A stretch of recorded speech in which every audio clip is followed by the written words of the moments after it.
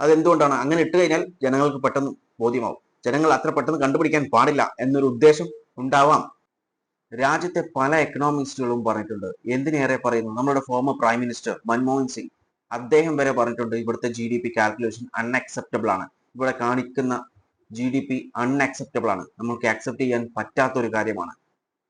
അതിൽ ഒരുപാട് ചേഞ്ചസ് വരുത്തിക്കഴിഞ്ഞാൽ മാത്രമേ നമുക്കത് കറക്റ്റ് ആക്കാൻ പറ്റുകയുള്ളൂ. അതായത് ചെറിയ മാറ്റങ്ങളൊന്നും പോരാ എന്നാണ് അദ്ദേഹം വരെ പറഞ്ഞിട്ടുണ്ട്. പക്ഷേ അതൊന്നും ആരും മുഖവിലക്കെടുത്തില്ല, തള്ളിക്കളഞ്ഞു. പക്ഷെ ഇപ്പോൾ IMF, ഇന്റർനാഷണൽ മോണിറ്ററി ഫണ്ട്, അവർ ഇന്ത്യയുടെ നാഷണൽ അക്കൗണ്ടിങ്ങിന് കൊടുത്തിട്ടുള്ള ഗ്രേഡ് എന്ന് പറയുന്നത് C ഗ്രേഡ് ആണ്. അതായത് അവരുടെ കണക്കിൽ A ഗ്രേഡ് ഉണ്ട്, അഡീക്വേറ്റ് ആണ്. അതായത് ഡാറ്റാസും കാര്യങ്ങളൊക്കെ അഡീക്വേറ്റ് ആയിട്ടുള്ള ഒരു കാര്യമാണ്.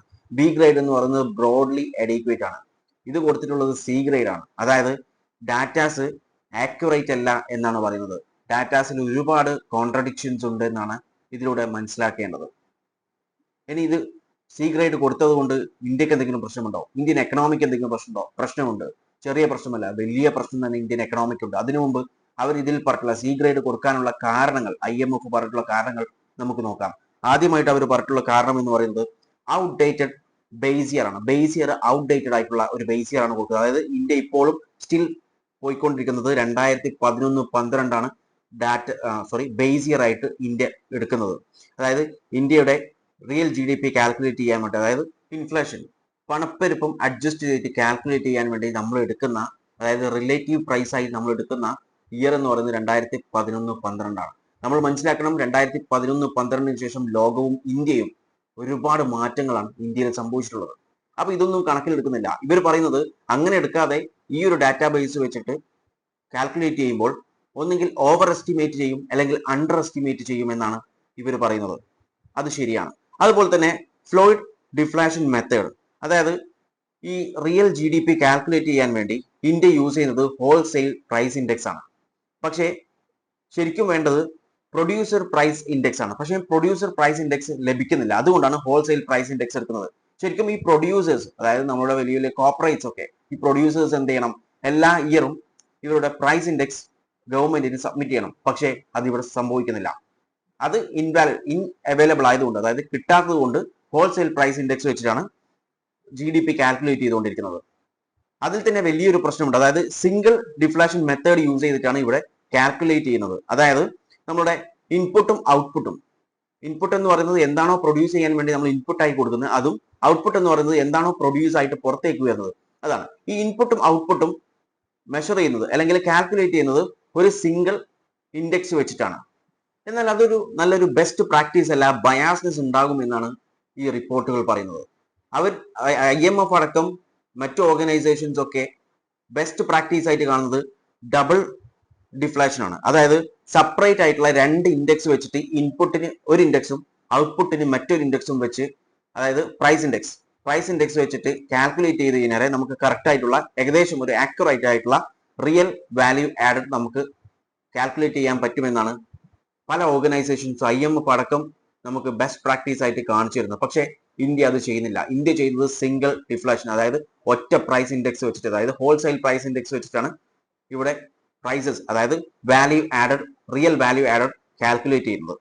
പിന്നെ പറഞ്ഞിട്ടുള്ളത് അൺഎക്സ്പ്ലെയിൻഡ് ഡിസ്ക്രിപ്പൻസീസ് ആണ്. അതായത് നമ്മുടെ GDP കാൽക്കുലേഷനിൽ പ്രൊഡക്ഷൻ സൈഡും അതുപോലെ എക്സ്പെൻഡിച്ചർ സൈഡും നോക്കിയാൽ വലിയൊരു മാറ്റം, അതായത് ഗ്യാപ്പ് ഉണ്ട് എന്നാണ് പറയുന്നത് കാൽക്കുലേറ്റ് ചെയ്യുമ്പോൾ. അതിന് അവർ പറഞ്ഞിട്ടുള്ള പ്രത്യേകിച്ചുള്ള പ്രധാനപ്പെട്ട കാരണം എന്ന് പറയുന്നത് നമ്മളുടെ ഇൻഫോർമൽ സെക്ടറിന്റെ ഒരു ക്ലിയർ പിക്ചർ കിട്ടാത്തതിന്റെ ഒരു പ്രശ്നമാണ്. അതായത് നമ്മുടെ ഇൻഫോർമൽ സെക്ടറിന്റെ ഡാറ്റാസ് കിട്ടുന്നില്ല. അതുപോലെ തന്നെ മറ്റു ചില ടൈപ്പ് ഓഫ് എക്സ്പെൻഡിച്ചറിന്റെ ഡാറ്റാസ് കിട്ടാത്തത് കൊണ്ടാണ് ഈ ഒരു പ്രശ്നം വരുന്നത് എന്നാണ്. അതുപോലെ തന്നെ അവർ പറയുന്നുണ്ട് സീസണൽ ആയിട്ടുള്ള ഡാറ്റാസ് കിട്ടുന്നില്ല. അതായത് പല സീസണിലും നമ്മുടെ ഗ്രോസ് ഫിക്സഡ് ക്യാപിറ്റൽ ഫോർമേഷൻ, അതായത് നമ്മുടെ ഇൻവെസ്റ്റ്മെന്റ്, അത് ഗവൺമെന്റിന്റെ ആവട്ടെ, പ്രൈവറ്റ് ആവട്ടെ, അല്ലെങ്കിൽ ഹൗസ് ഹോൾഡിന്റെ ആവട്ടെ, ഇവരതൊക്കെ ആയിട്ടുള്ള ഇൻവെസ്റ്റ്മെന്റ് ഡാറ്റാസ് പബ്ലിഷ് ചെയ്യാൻ ലാഗ് ആക്കുന്നു, ഡിലേ ആക്കുന്നു എന്നാണ് IMF ചൂണ്ടിക്കാണിക്കുന്നത്. അതുപോലെ IMF വേറൊരു കാര്യം പറഞ്ഞിട്ടുള്ളത് സീസണലി അഡ്ജസ്റ്റഡ് ഡാറ്റാസ്, ഈ ഡാറ്റാസ് ഒന്നും ഒഫീഷ്യലി പബ്ലിഷ് ചെയ്യുന്നില്ല എന്നും കൂടി അതൊരു ഗുരുതരമായിട്ടുള്ള തെറ്റാണ്, അല്ലെങ്കിൽ ഗുരുതരമായിട്ടുള്ള ഒരു മിസ്റ്റേക്ക് ആണെന്നാണ് IMF കാണിക്കുന്നത്. കാരണം ഇതിലൂടെ എക്കണോമിക് ട്രെൻഡ്സ് മനസ്സിലാക്കാൻ പറ്റും, എന്നാൽ അത് ചെയ്യുന്നില്ല. ഇതൊക്കെ കാരണമാണ് IMF C ഗ്രേഡ് ഇന്ത്യക്ക് കൊടുത്തിട്ടുള്ളത്. അതുമാത്രമല്ല മിസ്സിംഗ് കൺസോളിഡേറ്റഡ് ഡാറ്റ, അതായത് ഇന്ത്യയുടെ കൺസോളിഡേറ്റഡ് ഡാറ്റ ജനറൽ ഗവൺമെന്റിന്റെ, അതായത് സെൻട്രൽ ഗവൺമെന്റിന്റെ എല്ലാ സ്റ്റേറ്റിന്റെയും അതുപോലെ ലോക്കൽ സെൽഫ് ഗവൺമെന്റിന്റെയും ആയിട്ടുള്ള ഡാറ്റാസ് പുറത്തു വിട്ടിട്ടില്ല. അതായത് 2019 ശേഷം കൺസോളിഡേറ്റ് ആയിട്ടുള്ള മൊത്തത്തിലുള്ള ഡാറ്റാസ് പുറത്തു വിട്ടിട്ടില്ല. 2019 വരെ വിട്ടിട്ടുണ്ട്, 2019 ശേഷം വിട്ടിട്ടില്ല. ഇതിന്റെ കാരണം എന്ന് പറയുന്നത് ജനങ്ങൾക്ക്, സാധാരണക്കാർക്ക് കറക്റ്റ് ആയിട്ടുള്ള ഡാറ്റാസ് കിട്ടരുത് എന്നൊരു ഉദ്ദേശം ഉള്ളത് കൊണ്ടാണ്. കാരണം കൺസോളിഡേറ്റ് ചെയ്തിട്ട് ഇട്ട് കഴിഞ്ഞാൽ നമുക്ക് കറക്റ്റ് ആയിട്ട് ഇവിടെ എത്ര ഫൈനാൻഷ്യൽ ആയിട്ടുള്ള, അതായത് ഇതിൽ പറയുന്നത് ഈ ഒരു ഡാറ്റാസ് പുറത്തു വന്നു കഴിഞ്ഞാൽ ഗവൺമെന്റിന് എത്രത്തോളം കടമുണ്ട് അല്ലെങ്കിൽ ഫിസിക്കൽ ഡെഫിസിറ്റ് എത്രയാണെന്നൊക്കെ ആക്യുറേറ്റ് ആയിട്ട് കറക്റ്റ് ആയിട്ട് മനസ്സിലാവും. പക്ഷേ അത് മനസ്സിലാക്കരുത്. അതുകൊണ്ടാണ് 2019 ശേഷം ഈ കൺസോളിഡേറ്റഡ് ആയിട്ടുള്ള ഡാറ്റാസ് ഇടാത്തത്. സിംഗിൾ ആയിട്ടുള്ള ഡാറ്റാസ് ഇടുന്നുണ്ട്, അതായത് സെൻട്രൽ ഗവൺമെന്റിന്റെയും അതുപോലെ സ്റ്റേറ്റ് ഗവൺമെന്റിന്റെയും ഒക്കെ സിംഗിൾ ആയിട്ട് ഇടുന്നുണ്ട്. പക്ഷേ ഇത് കൺസോളിഡേറ്റ് ചെയ്ത് കഴിഞ്ഞാൽ എത്രത്തോളം അതായത് ഇന്ത്യക്ക് കടബാധ്യതകൾ ഉണ്ടെന്ന് ജനങ്ങൾക്ക് മനസ്സിലാകും. അതുകൊണ്ട് അതും ചെയ്യുന്നില്ല. അതിലൂടെ മനസ്സിലാക്കേണ്ട ഒരു കാര്യം എന്ന് പറയുന്നത് സ്റ്റേറ്റ് ലെവൽ, അതായത് ബോറോയിങ് എത്രത്തോളം ഉണ്ട് എന്നുള്ള കാര്യം നമുക്ക് മനസ്സിലാക്കാൻ പറ്റും അതിലൂടെ. അതായത് എല്ലാ സ്റ്റേറ്റിന്റെയും ബോറോയിങ് എത്ര ഉണ്ടെന്ന്. പക്ഷെങ്കിൽ ആ ഡാറ്റാസ് ഇല്ലാത്തത് കൊണ്ട് തന്നെ, ഒഫീഷ്യലി ഇടാത്തത് കൊണ്ട് തന്നെ നമുക്കത് കിട്ടുന്നില്ല. അൺഒഫീഷ്യൽ ആയിട്ട് ഈ ഡാറ്റാസ് ഒക്കെ പല റിപ്പോർട്ട്സും അതുപോലെ ന്യൂസ് ബ്യൂറോസും ഒക്കെ ഇട്ടിട്ടുണ്ട്, പക്ഷെ ഒഫീഷ്യലി ഇട്ടിട്ടില്ല. അതുപോലെ സെവറൽ ലാഗ്ഡ് ഡാറ്റാസ്, അതായത് ഇൻഡിവിജ്വൽ ആയിട്ടുള്ള മന്ത്ലി ഡാറ്റാസ്, അതായത് സെൻട്രൽ ഗവൺമെന്റിന്റെ ആവട്ടെ അല്ലെങ്കിൽ ഇൻഡിവിജ്വൽ സ്റ്റേറ്റിന്റെ ആവട്ടെ മന്ത്ലി ഡാറ്റാസ് പ്രോപ്പർ ആയിട്ട് ഫ്രീക്വന്റ് ആയിട്ട് കറക്റ്റ് ആയിട്ട് ഇടുന്നുണ്ട്. പക്ഷെ ഇതൊക്കെ കൺസോളിഡേറ്റ് ചെയ്തിട്ട്, അതായത് എല്ലാ സ്റ്റേറ്റിന്റെയും കൺസോളിഡേറ്റ് ചെയ്തിട്ട് RBI ഇടേണ്ട ഡാറ്റാസ്, ഈ ഡാറ്റാസ് ഇടുന്നത് 1-2 വർഷങ്ങൾ കഴിഞ്ഞിട്ടാണ്. അതായത് ഈ വർഷത്താണെങ്കിൽ അടുത്ത വർഷമോ അതിന് അപ്പുറത്തെ വർഷമോ ഒക്കെയാണ് ഈ ഒരു ഡാറ്റാസ് കൺസോളിഡേറ്റ് ചെയ്തിട്ട്, അതായത് മുഴുവനായിട്ടും ആക്കി മന്ത്ലി ഡാറ്റാസ് 12 മന്തിന്റെ ഒരു ഇയർ ആക്കിയിട്ട് മാറ്റി ഇടാത്തത്. അതെന്തുകൊണ്ടാണ്? അങ്ങനെ ഇട്ട് കഴിഞ്ഞാൽ ജനങ്ങൾക്ക് പെട്ടെന്ന് ബോധ്യമാവും. ജനങ്ങൾ അത്ര പെട്ടെന്ന് കണ്ടുപിടിക്കാൻ പാടില്ല എന്നൊരു ഉദ്ദേശം ഉണ്ടാവാം, അതുകൊണ്ടാവാം ഇങ്ങനെ ചെയ്യുന്നത്. അല്ലെങ്കിൽ കൺസോളിഡേറ്റഡ് ആയിട്ടുള്ള ഒരു ഡാറ്റാസ് ഇടുന്നതിന് യാതൊരു പ്രശ്നവുമില്ല. പിന്നെ ഇൻകംപ്ലീറ്റ് കവറേജ്, അതായത് പല ഡാറ്റാസിലും കറക്റ്റ് ആയിട്ടുള്ള ലോക്കൽ സെൽഫ് ഗവൺമെന്റിന്റെ ഡാറ്റാസോ അല്ലെങ്കിൽ എക്സ്ട്രാ ബഡ്ജറ്ററി ഫണ്ടിങ് ഇതൊന്നും കൊണ്ടുവരുന്നില്ല. ഇതൊക്കെ കൊണ്ടുവന്നു കഴിഞ്ഞാൽ എത്രത്തോളം ഫിസിക്കൽ ആക്ടിവിറ്റീസും അതുപോലെ ലയബിലിറ്റീസും ഗവൺമെന്റിനുണ്ട് എന്ന് മനസ്സിലാക്കും. പക്ഷെ അത് മനസ്സിലാക്കാതിരിക്കാൻ വേണ്ടി ഈ ഒരു കാര്യങ്ങളൊക്കെ ഹൈഡ് ചെയ്ത് വെക്കുന്നു എന്നാണ് IMF ഇവിടെ പറയുന്നത്. എന്നാൽ കൺസ്യൂമർ പ്രൈസ് ഇൻഡെക്സ്, ഇതിന് നമുക്ക് B ഗ്രേഡ് കിട്ടിയിട്ടുണ്ട്. ഇതിന് B ഗ്രേഡ് കിട്ടിയിട്ടുണ്ടെങ്കിലും IMF പറഞ്ഞിട്ടുള്ള കാര്യം എന്ന് പറയുന്നത് ഇതിലൊരു പ്രശ്നമുണ്ട്. അതായത് ഔട്ട്ഡേറ്റഡ് ഡാറ്റാസ് അല്ലെങ്കിൽ കൺസംഷൻ ബാസ്ക്കറ്റ് ആണ് എടുക്കുന്നത്. അതായത് 2011-12 ഔട്ട്ഡേറ്റഡ് ബാസ്ക്കറ്റ് ആണ് ഇതിൽ എടുക്കുന്നത്. എന്നിരുന്നാലും ഇതിന്റെ കാര്യങ്ങളൊക്കെ കുറെയൊക്കെ ആക്യുറേറ്റ് ആണ്. അതുകൊണ്ട് തന്നെ അതിന് B ഗ്രേഡ് കൊടുക്കുന്നു എന്ന് IMF കാണിച്ചിട്ടുണ്ട്. ഇതിൽ ഇപ്പോൾ ഇന്ത്യൻ ഗവൺമെന്റ് കുറച്ചു ദിവസം മുൻപ് ഫെബ്രുവരി 2026 ആകുമ്പോഴേക്കും ഇതിൽ ഒരുപാട് മാറ്റങ്ങൾ നമ്മളുടെ ഇന്ത്യൻ അക്കൗണ്ടിംഗ് സിസ്റ്റത്തിൽ GDP അക്കൗണ്ടിങ്ങിൽ വലിയ മാറ്റങ്ങളാണ് കൊണ്ടുവരുമെന്ന് അനൗൺസ് ചെയ്തിട്ടുള്ളത്. അതിലെ പ്രധാനപ്പെട്ട മാറ്റം എന്ന് പറയുന്നത് 2026 ആകുമ്പോഴേക്കും 2022-23 ബേസ് ഇയർ ആക്കി GDP കാൽക്കുലേഷൻസിലെ ബേസ് ഇയർ മാറ്റുമെന്നാണ് പറഞ്ഞത്. അതായത് 2022-23 ആക്കും. അതുപോലെ തന്നെ CPI, നമ്മളുടെ കൺസ്യൂമർ പ്രൈസ് ഇൻഡെക്സ്, അതിന്റെ ബേസ് ഇയർ 2024 ആക്കി മാറ്റുമെന്നാണ് ഗവൺമെന്റ് അറിയിച്ചിട്ടുള്ളത്. ഇത് കൊണ്ടുവന്നു കഴിഞ്ഞാൽ പകുതി പ്രശ്നങ്ങൾ അവിടെ സോൾവ് ആവും. പക്ഷെ എന്നാലും പകുതിയോളം പ്രശ്നങ്ങൾ അവിടെ ഉണ്ട്, പല ഡാറ്റാസുകളും പുറത്തു വിടുന്നില്ല. പിന്നെ ഇപ്പോൾ പലരും പറയുന്ന ഒരു കാര്യം, നമ്മുടെ GDP നോക്കൂ, നമ്മുടെ പെർ ക്യാപിറ്റ ഇൻകം നോക്കൂ എന്നൊക്കെ. GDPയുടെ കാര്യം നമ്മുടെ നാട്ടിലുള്ള, അതായത് ഇന്ത്യയിലെ ഒരു എക്കണോമിസ്റ്റ് പറഞ്ഞിട്ടുണ്ട്. അതായത് ഇവിടെ കാണിച്ചിരുന്ന GDPന്റെ ഇത് 48% തെറ്റായിട്ടുള്ള അല്ലെങ്കിൽ കൂടുതലായിട്ടാണ് കാണിക്കുന്നതെന്ന്. അതായത് അദ്ദേഹം പറഞ്ഞിട്ടുള്ളത് ഇപ്പോൾ കാണിച്ചിട്ടുള്ള GDP ഗ്രോത്ത് 8.2% GDP ഗ്രോത്ത് ആണ് കാണിച്ചിട്ടുള്ളത് ഈ സെക്കൻഡ് ക്വാർട്ടറിന്റെ. പക്ഷെങ്കിൽ അദ്ദേഹം പറഞ്ഞത് അത് വിശ്വസിക്കാൻ പറ്റാത്ത ഒരു ഫിഗർ ആണെന്നാണ്. അതുപോലെ തന്നെ അദ്ദേഹം പറഞ്ഞിട്ടുള്ളത് നമ്മളുടെ GDP 50% തെറ്റായിട്ടാണ് കാണിക്കുന്നതെന്നാണ് അദ്ദേഹം പറഞ്ഞിട്ടുള്ളത്. ഇപ്പോഴത്തെ GDP ഗവൺമെന്റ് പറയുന്നത് $3.8 ട്രില്യൺ ആണ്. എന്നാൽ അത് ശരിക്കും പറഞ്ഞാൽ $2.5 ട്രില്യൺ എക്കണോമിയാണ് ഇന്ത്യ ഉണ്ടാവും. ബാക്കിയൊക്കെ ഓവർ എസ്റ്റിമേറ്റ് ചെയ്തിട്ടുള്ളതാണെന്നാണ് അദ്ദേഹം പറയുന്നത്. അതായത് അൺഓർഗനൈസ്ഡ് സെക്ടറിനെ വെച്ചിട്ട് ഈ അൺഓർഗനൈസ്ഡ് സെക്ടർ ശരിക്കും അവർ പറയുന്നത് ആക്ച്വലി ഡിക്ലൈനിങ് ആണ്. അപ്പൊ ഈ ഡിക്ലൈനിനെ ഓവർ എസ്റ്റിമേറ്റ് ചെയ്തിട്ടാണ് ഈ ഒരു ഫിഗർ, അതായത് $3.8 ട്രില്യൺ എന്ന ഒരു കാര്യം കൊണ്ടുവരുന്നതെന്നാണ് ഈ ഒരു എക്കണോമിസ്റ്റ് പറയുന്നത്. ഈ എക്കണോമിസ്റ്റിന്റെ പേരെന്ന് പറയുന്നത് അരുൺ കുമാർ ആണ്. ഈ അരുൺ കുമാർ എന്ന് പറയുന്നത് നമ്മുടെ former professor of economics at Jawaharlal Nehru യൂണിവേഴ്സിറ്റിയിലെ ഒരു എക്കണോമിക് പ്രൊഫസർ ആണ്. ഓക്കെ. അതുപോലെ former chief statistician Pranab Sen പറയുന്ന ഒരു കാര്യം എന്ന് പറയുന്നത് ഓവർ എസ്റ്റിമേറ്റഡ് ആണ് അൺഓർഗനൈസ്ഡ് സെക്ടർ. അതുപോലെ തന്നെ പ്രൈസസ് ഓഫ് അഗ്രികൾച്ചറൽ ഗുഡ്സിന്റെ പ്രൈസസ് കുറഞ്ഞുകൊണ്ടിരിക്കുകയാണ്. എന്നാൽ ഇവിടെ പറയുന്നത് ഗ്രോത്ത് റേറ്റ് GDP, അതായത് അഗ്രികൾച്ചറിലുള്ള GDP ഗ്രോത്ത് റേറ്റ് എന്ന് പറയുന്നത് 3.6% ആണെന്നാണ്. അത് അക്സെപ്റ്റ് ചെയ്യാൻ പറ്റാത്ത ഒരു കാര്യമെന്നാണ് അദ്ദേഹം പറയുന്നത്.